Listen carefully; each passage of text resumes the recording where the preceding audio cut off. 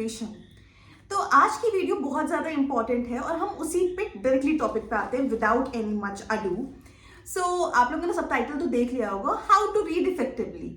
Basically reading तो बहुत तरह के हम लोग करते हैं कि कभी कभी हम लोग नॉवेल भी पढ़ रहे होते हैं, बट ये उस रीडिंग के बारे में हम बात नहीं कर रहे हैं। ये हम किसी कॉम्पिटिटिव एग्जाम की रीडिंग के बारे में बात कर रहे हैं, जब हमें चीज़ों को याद रखना है। खासकर कॉम्पिटिटिव एग्जाम हो गया, आपके यूपीएससी हो गया, आपका नेट जेआरएफ हो गया, एसएससी हो गया, स्टेट सिविल सर्विसेज एग्जामिनेशन हो गया।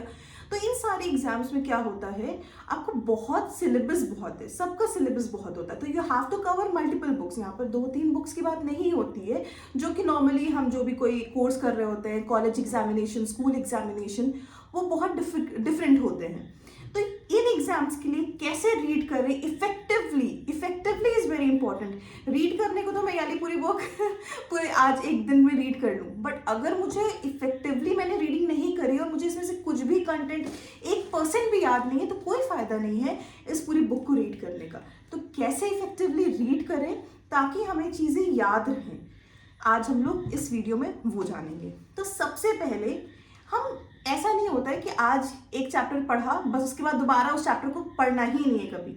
This is the key of, मतलब किसी भी आप कॉम्पिटिटिव एग्जाम जो होता है, इसकी सबसे बड़ी की ये है कि आपको रिसोर्सेज को लिमिट करना है। मान लो आप हिस्ट्री पढ़ रहे हो, तो हिस्ट्री की आप मतलब एंशिएंट, मिडिवल, मॉडर्न हिस्ट्री, तो 3 पार्ट में डिवाइडेड है। एक आपकी वर्ल्ड हिस्ट्री भी आ जाती है, तो 4 पार्ट हम मान लेते हैं बेसिकली, तो उसकी 4 बुक हो गई। अब 4 से उनको हर सब, जैसे एंशिएंट की अगर मैं, ये R S Sharma, this is my favourite book. Basically ये एनसीईआरटी है, जो पुरानी वाली एनसीईआरटी आती थी आर एस शर्मा वाली, उसी का ये आर एस शर्मा ने खुद से अपना पब्लिश कर दिया, वही सेम कंटेंट है इसमें। तो मुझे वो जो एनसीईआरटी होती थी उसमें मजा नहीं आता था उतना पढ़ने में, क्योंकि उसको थोड़ा सा पेजेस वैसे होते थे। इसकी थोड़ी सी बेटर है, थोड़ा मजा आती है मुझे इसमें पढ़ने में। मे बी मैंने इसको पढ़ा है इसलिए, that's the reason, I don't know, but this is the reason. तो मैं लिमिट करो अपनी रिसोर्सेस को बढ़ाओ मत, कि अगर हम आर एस शर्मा भी एंशिएंट में पढ़ लेंगे और हम वो वाली एनसीईआरटी भी न्यू भी पढ़ेंगे, और हम अभी कोई और भी बुक आ जाएगी मैग्रो हिल पब्लिकेशन की एंशिएंट हिस्ट्री की है, वो पढ़ लेंगे। इतना रिसोर्सेस बढ़ा लोगे ना तो आप रिवाइज नहीं कर पाओगे। एंड कोई भी चीज एक रीडिंग में नहीं होती है, you have to read it multiple times. तो अब हम आ जाते हैं फर्स्ट रीडिंग पे, how to read first time. जब आप पहली बार पढ़ते हो ना, तो आपने अपनी बुक खोली, फॉर एग्जाम्पल सबसे पहले आपको जो इसका इंडेक्स होता है वो देखो। ऐसे नहीं कि रैंडमली चैप्टर उठाया पढ़ने बैठ के, नहीं, इंडेक्स खोला आपने, ओके ये चैप्टर्स हैं, ओके एक आपने आइडिया लिया नंबर ऑफ पेजेस का, चैप्टर्स का, आपने अच्छे से इंडेक्स को रीड करा, ओके। एक आपको इंडेक्स से ही क्रोनोलॉजिकल, अगर हम हिस्ट्री की बात करें तो इंडेक्स से ही क्रोनोलॉजिकल ऑर्डर पता चल जाएगा, ओके।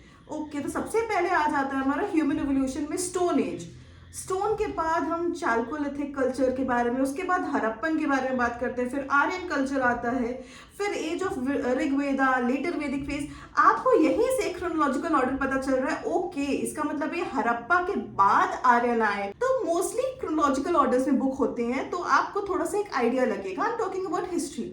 ज्योग्राफी का भी आपको एक अच्छा आइडिया कि अच्छा इसके बारे में ये है। इंडेक्स पढ़ना is important, don't neglect that. उसके बाद जैसे मैं आपको बताती हूँ फर्स्ट रीडिंग, सबसे पहले सबसे इंपॉर्टेंट चीज, इधर टेक अ पेंसिल। देखिए हर इंसान अलग अलग होता है, किसी को पेंसिल से हाईलाइट करना पसंद है क्योंकि उसको अपनी बुक खराब नहीं करनी है, ठीक है, सॉरी वो ठीक है। किसी को, देखिए हर इंसान अलग अलग होता है, किसी को पेंसिल चाहिए होती है क्योंकि उसको अपनी बुक नहीं खराब करनी है, किसी को पेन से फाइन है, कोई कलर्ड पेन से फाइन है, like I am fine with coloured pens, because मेरी बुक है, मुझे इसको ना कभी बेचना है ना कुछ, जिंदगी भर रखना है, और इसमें जब मेरे मार्क्स होते हैं ना तो मुझे बहुत अच्छा लगता है। तो this is what I am as a person. But कुछ भी हाईलाइटर लोग यूज करते हैं, कुछ भी हाथ में लेके पढ़ो, बिकॉज आपको ऐसे ही नॉवेल नहीं पढ़ रहे हो कि आपको ऐसी ना स्टोरी पता करनी है, आपको स्टोरी की चीजों को याद रखना है, डेट्स याद रखना है, मेजर इवेंट्स याद रखना है, नाम याद रखना है, बहुत सारी चीजें याद रखनी है। तो आपको you have to take something in your hand जिससे आप मार्किंग कर सको, ठीक है। तो फॉर एग्जाम्पल हम ये वाला चैप्टर पे आ जाते हैं, ठीक है। अब आपने देखो ह्यूमन एवोल्यूशन, ये वाला चैप्टर आ गया, चैप्टर 7 है। तो अब आप जब फर्स्ट रीडिंग कर रहे हो तो फर्स्ट रीडिंग में आपको एक मेजर फर्स्ट रीडिंग इसलिए करी जाती है ताकि एक ओवरऑल आइडिया लग सके। अगर आप एक बार ये बुक पढ़ चुके हो, आपने सिर्फ पहली रीडिंग करी है, फर्स्ट रीडिंग करी है, तो उसके बाद आपको एटलीस्ट इतना पता होना चाहिए कि बुद्धिज्म जैनिज्म में एक बेसिक डिफरेंस। अगर आपको पूछा जाए कि पेलियोलिथिक, मीजोलिथिक और न्यूलिथिक कि इसका क्रोनोलॉजिकल ऑर्डर क्या है, या हल्का सा इसका डेट आपको एक ना वो भी पता होना चाहिए कि पेलियोलिथिक आइस एज में था, मीजोलिथिक कौन से में था, तो मीजोलिथिक में क्या आया, न्यूलिथिक से हमने ये डोमेस्टिकेशन स्टार्ट कर दिया या एग्रीकल्चर का डेवलपमेंट हुआ। मेजर जो मोटी मोटी चीजें हैं उसके बारे में आपको पता होना चाहिए। इन डेप्थ आप जाएंगे सेकेंड रीडिंग में, कि सेकेंड रीडिंग में आपको पता चलेगा ओ ये मिस कर दिया मैंने, ओके। बट फर्स्ट रीडिंग से आपको स्किम थ्रू करके एक आइडिया मोटा मोटा लगना चाहिए कि ठीक है ये एजेस क्या थी, ये चीजें क्या हो रही हैं, कैसे हो रही हैं। आपको उतनी इन डेप्थ डिटेल ना पता हो कि मान लो आप कंफ्यूज हो जाओ कि रागी कौन से मतलब कल्चर में ग्रो होता था, या रागी साउथ में ग्रो होता था कि नॉर्थ में ग्रो होता था, ये आपको सेकेंड रीडिंग में पता चल जाए।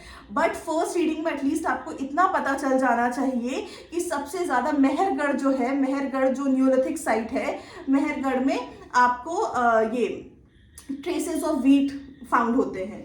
तो ये बेसिक चीजें आपको पता चल जानी चाहिए। For example if I show you, और आपको ये इतना मार्क करते करते चलना है। मैं नहीं कर कह रही हूँ कि आप पूरा मतलब ना वैसे सब कुछ एकदम हर कुछ हाईलाइट कर दो, no, don't do that. Highlight the important parts only. For example जैसे आप ये भी कर सकते हो कि फर्स्ट रीडिंग जब कर रहे हो तो आप एक डिफरेंट कलर का पेन, मैंने जैसे पिंक बनाया हुआ है फर्स्ट रीडिंग के लिए और सेकेंड रीडिंग के लिए ग्रीन बनाया हुआ है। यूजुअली ये है, बट खराब हो जाते हैं, नहीं मिल रहा होता है तो चेंज भी कर देती हूँ, इतना कोई मसला नहीं है, बट थोड़ा आइडिया रहता है। तो जैसे कि मैंने अब फर्स्ट रीडिंग में एक चीज नोट करके रखी थी कि होमो हैबिलिस, फिर होमो इरेक्टेंस, फिर होमो सेपियंस, फिर होमो सेपियंस सेपियंस, एक क्रोनोलॉजिकल ऑर्डर। क्योंकि मैंने जब ये पूरा पैराग्राफ पढ़ा तो मुझे ये समझ में आया, यहाँ से लेके पूरे यहाँ तक पैराग्राफ पढ़ा तो मुझे इसमें से मेन कंटेंट ये चीज समझ में आई कि मुझे क्रोनोलॉजिकल ऑर्डर ये पता होना चाहिए कि होमो हैबिलिस आए, फिर होमो इरेक्टस आए, फिर होमो सेपियंस आए, फिर होमो सेपियंस सेपियंस आए। तो जब मैं थर्ड रीडिंग करूंगी, इसको रिवाइज कर रही होंगी, तो मुझे इतना डिटेल पढ़ने की जरूरत नहीं पड़ेगी। मैं ऊपर ही देखूंगी, अच्छा होमो हैबिलिस, होमो इरेक्टस, होमो सेपियंस, होमो सेपियंस। तो एक क्रोनोलॉजिकल ऑर्डर ये इंपॉर्टेंट था। मैंने ये जो पूरा 2 पेज में समझा पढ़ा तो मैंने उसको ऊपर हल्का सा नोट डाउन कर लिया जिस्ट में, ताकि मुझे रिवीजन के टाइम पे ये चीजें आसान हो। और मैं जैसे मान लो फर्स्ट रीडिंग इस बुक की 1 हफ्ते में कर रही हूँ, तो सेकेंड रीडिंग इसमें 5 दिन में कर ली, और अगर रिवीजन करना हुआ मुझे तो मैं इसको 2 दिन में भी रिवाइज कर सकूँ, ताकि मुझे हर कुछ एक एक पन्ना नहीं पढ़ना है। जो मैंने हाईलाइट करके रखा है या जो मैंने ऊपर लिख के रखा है उसको जल्दी जल्दी गॉश थ्रू कर लूँ, बिकॉज एम्फेसाइज कर पाऊंगी ना मैंने कि पेपर यहाँ पर से हाईलाइटेड, ओके, इसका मतलब मुझे यहाँ पर एम्फेसाइज करना है।